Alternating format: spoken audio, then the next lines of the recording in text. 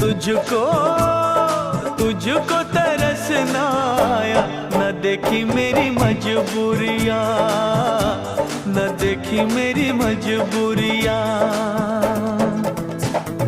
तूने दिल के रकीबों संग मेरे ओ दिल पे चलाई छुरियाँ, ओ दिल पे चलाई छुरियाँ।